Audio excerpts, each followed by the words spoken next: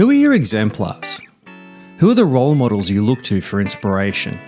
What does the New Testament tell us about finding them? In this week's video, we're on site in Ephesus, examining Jesus' letter to that church in Revelation. What was it they got right about this? We also look at Paul's encouragement to the Philippians to imitate him. Why does he say imitate him? Shouldn't we imitate Christ? Finally, we'll try to shed some light on what to look for in those we follow. Stay tuned to find out. It's a strange connection to make, but when I go to the gym in the morning, I actually think about this place. It's a little bizarre. Yes, I'm a nerd, but there's also a good reason for it. The front door of my gym has a picture next to the door. It's a poster of this young couple, and really fit-looking, good-looking couple. You know, they just look awesome. They've got their tight gym clothes on, and they're just very sexy couple. And there's a simple purpose to the picture. If you come in here, you get to look like this. It's simple propaganda. So why I think about the library is because if you look at these statues here, it's exactly the same thing. There's 4 inscriptions under each of those statues. The first one over here is Sophia. Then we've got episteme. Then we've got arete. And then we've got enoia. And what each of these are saying is that if you come in here, you can be like that. So over here we've got Sophia. We've talked about Sophia, wisdom. It's right living. It's not just knowledge, but it's living out that knowledge. Then we've got episteme. It's understanding. It's not just learning, but it's the art of learning. How do you actually come to know something? So there's a whole process that goes along with that. Then we've got arete, virtue, a life well lived. You can't live a good life if you're not a good person. How do you become a good person? Well, you become a good person through this. And then enoia, it's reflection. Not just learning, but reflecting on what you've learned. And it's not a sequence, it's not one or the other, it's all of that together. And so the goal is to say, you come in here and you can embody all of these things. We talked about the sophos, the wise man. You come to the gymnasium, you come to the synagogue, you get to learn, you get to become that wise person. You embody wisdom. That's what this is telling everyone walking past here. Now, it's a bit of a tease because only a few people could actually read. So you can come in here and pretend that you're reading, but you actually can't read it. And what you've also would have found inside are more statues, probably Aristotle, Plato, Socrates, all of the famous philosophers, they would have been all exemplified in here. Again, it's you want to be like this. This is where you need to be. What it's telling us is that if you want to learn, if you want to embody this wisdom, you need to imitate it. Education wasn't just sitting in a classroom and taking in knowledge. It's walking the walk. Jesus didn't say, come to my classroom. He said, come and follow me. Go where I go. Do what I do. All education is imitation. You find somebody that embodies that wisdom, and then you just follow after them. You do what they do. You become like them. In fact, the greatest compliment a student could ever receive is when someone would say to them, you look exactly like your teacher. It's a spitting image.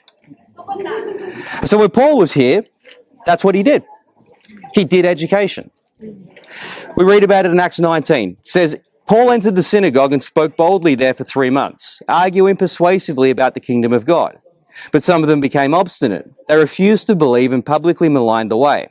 So Paul left them. He took the disciples with him and had discussions daily in the lecture hall, or the schole of Tyrannus. Now there's other manuscripts that actually specify, now whether it's true or not, whether it's a later edition, that he taught between 11 a.m. and 4 p.m., which is right in the middle of the day, and you think that's like prime time for education. But as you've seen already, this is October, and it's pretty hot in the middle of the day. Imagine what it's like in July. It's going to be an absolute nightmare. In fact, you just don't do anything in the middle of the day. So whoever this Tyrannus was, he's like, look, the room is empty. There's no students no one's stupid enough to come to school in the middle of the day. If you want the room, it's all yours. And so Paul would have just had it for free because no one else was using it. And what that meant was that he would have been doing all of his other leather work of an evening. Now, we talk about Paul being a tent maker. He might have made tents, but he was a leather worker. It was a trade. That's what he was. It was like saying, I'm a carpenter specifically. Or I'm a frame builder. Well, yeah, you build frames because you're a carpenter. That's the trade. You've got all of this diversity of skill. And if you're wondering what the connection was yesterday with the leather outlet, you've probably made that now. That's because walking in Paul's footsteps, the leather working, all of that. Did you get that? You're welcome. You're welcome. This went on for 2 years, so that all the Jews and Greeks who lived in the province of Asia heard the word of the Lord. When Paul was in Greece, his church planting strategy was he did all the work. He'd go to the city, he'd plant the churches, then he'd leave somebody behind to do the teaching, the pastoring. That's a slow process because it can only be as effective whenever Paul's in the city. What Paul realized was that he needed to send people out. He needed to train up the church planters and get those guys to do the work. And so Paul based himself here in Ephesus, and then he sent all those churches of Revelation. All those places came out of Paul's ministry. He sent those church planters out in his image. He would have trained them up in the same way that he'd been doing it for years by now. And he said, all right, learn from my mistakes, watch what I've done, and then go and do it for yourself. And that's a much quicker way to do it. It's a much more effective way because Paul wanted to preach to the whole world. And it was a big world. He only had a very short time to do that. And so for Paul, like all teachers, it was about imitation. He says to the Philippians, brothers, I do not consider that I've made it my own, but one thing I do, forgetting what lies behind and straining forward to what lies ahead, I press on toward the goal for the prize of the upward call of God in Christ Jesus. So Paul's saying, I'm the one pressing on. But watch this. Brothers, join in imitating me and keep your eyes on those who walk according to the example you have in us. Paul's not saying, I'm Jesus, be like me. He's saying, follow the way that I follow Jesus. I'm going on the path that's directly facing Jesus Christ. And if you want to know where he's going, just follow me. Just go in my wake. I'll lead the way. Just follow my steps. It's all about imitation. So Christianity, if you want to think about what Christianity is, discipleship. That word discipulus, it's a Latin word. It just means a student. It's the same word as the Greek word methetes. It just means a student. You're a student of somebody who's a teacher. But also, as you grow, as you mature, you become a teacher as well. You lead, but you also follow.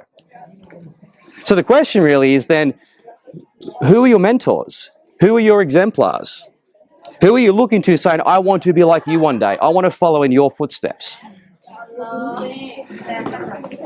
So when we get to the Church of Ephesus in Revelation, he says this, to the angel of the church in Ephesus write, these are the words of him who holds the 7 stars in his right hand and walks amongst the 7 golden lampstands. I know your deeds, your hard work and your perseverance. I know that you cannot tolerate wicked people, and you have tested those who claim to be apostles but are not, and have found them false. You've persevered and have endured hardship for my name and have not grown weary. They knew who to follow. More importantly, they knew what a fake looked like. They knew what a fake looked like because they knew what Christ looks like. Wow. So good. So the question is, again, who are your exemplars? It's easy to tell. Who do you hang out with all the time? Who do you gravitate to? He says he hated these false apostles. They hated them. They couldn't stand being with them because it was just, you're so repulsive to me because you don't live the way that I want to live. You call yourself an apostle, but you're not of Christ. And I can tell you just don't live the way that I know is right to live. And so he says, what's really cool about it is you tested them. That's a really interesting thought. How do you test an exemplar? How do you test a mentor? Well, the only way you can do it is you first of all have to know Christ. You have to know the real thing to be able to know what the fake looks like. So get to know Christ and then look for anyone that looks like that. And if you can find that person, get in their coattails and just go for the ride. That's Christianity, pretty much in a nutshell. I'll leave you with that thought. Hey, thanks so much for watching. I hope this has been helpful. Don't forget, if you wanted to go deeper on this topic, you can check out this week's podcast. The link for that is in the description below. And if you have any other New Testament questions, please be sure to drop that in the comment and hopefully we can get to it in another video. Thanks so much, and I'll see you next time.